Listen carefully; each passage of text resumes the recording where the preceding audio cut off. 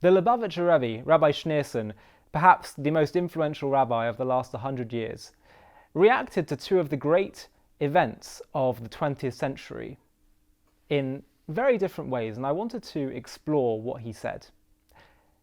The first event I'm referring to was the Six-Day War, the 1967 war in which Israel was surrounded by Arab armies on all sides, trying to wipe out the state, and Israel survived.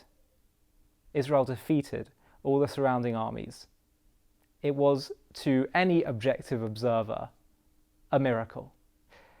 And the Rebbe responded to this incredible event by saying, wow, this is a miracle. This is a nes, which is Hebrew for a miracle. Then, fast forward a few decades, you had the collapse of the Berlin Wall, the collapse of the Soviet Union, the collapse of communism.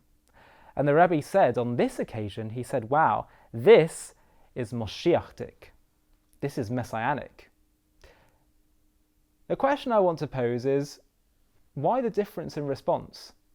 Why is Israel defeating so many surrounding armies a miracle and not messianic necessarily, but the collapse of the Soviet Union, he calls that messianic?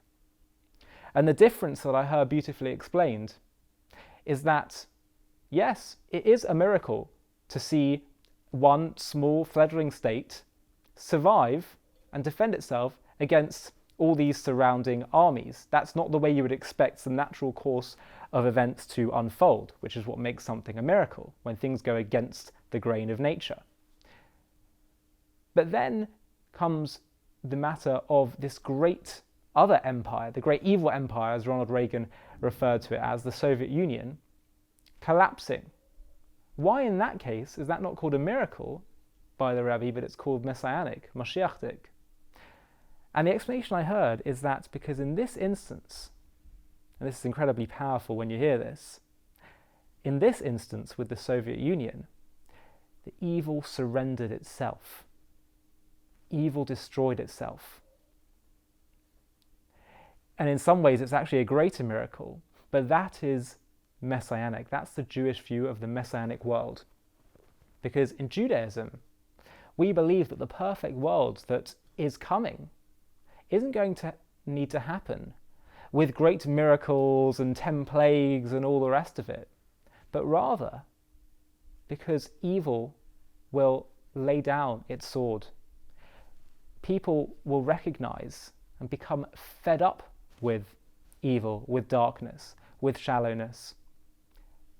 Instead, everyone will just become enlightened and the evil will go away of its own accord. The evil itself will surrender. It won't have to be destroyed. It will surrender itself.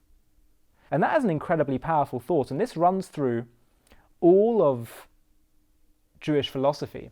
If you look at the story of Purim, for example, which is the archetypal story of God not performing any open miracles.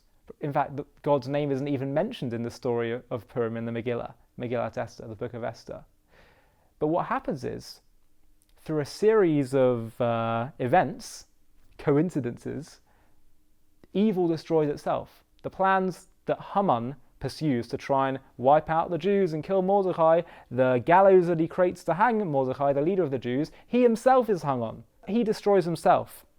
I also don't think it's by chance that the Haman of our times, Adolf Hitler, killed himself. He committed suicide.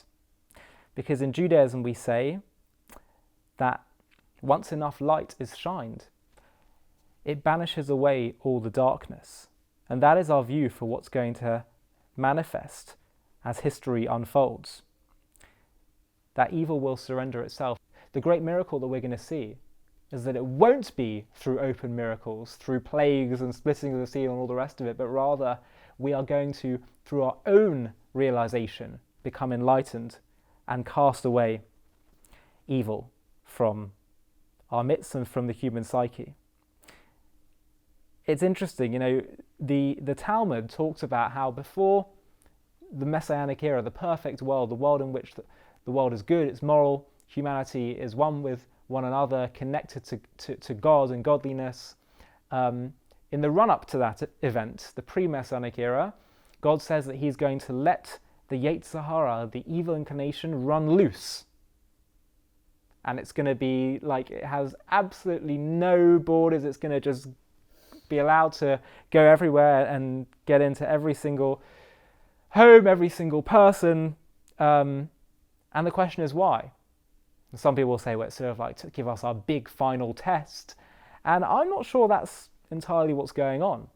I think, actually, according to this philosophy that we've been speaking of, that the Rebbe articulated, it's because if you let something loose, if you let evil loose, negativity, ego, shallowness, unhealthy anxieties, jealousy, greed, lust, if you let it go unhinged to the point where it overwhelms us, eventually we as human beings are just going to say, enough. We're fed up with this. We don't buy it anymore. And I'm already starting to see it happening. We're just getting fed up with war, with unnecessary egos and fighting one another, with pettiness, with shallowness, with making people feel like they have to compete with one another the whole time, rather than just respect one another and be comfortable in our own skins. We're all starting to get a little bit fed up with the nonsense that evil tells us. And so I think that God is going to let all this stuff and this negativity run loose, because eventually it's going to get to a boiling point where we're just going to all say, enough. And so evil will surrender itself. It will destroy itself. And I think there's a message that we can all take into our own lives, that we should all try, and I certainly am trying to do this, to become a bit more aware of those negative voices that we hear in our own heads, that say those negative things towards us, that's judgmental, that's jealous, that's greedy, that's anxious, shallow, all the rest of it. And we should all start to train ourselves to hear it and tell it enough. I'm Ollie Annisfeld, and you're watching JTV.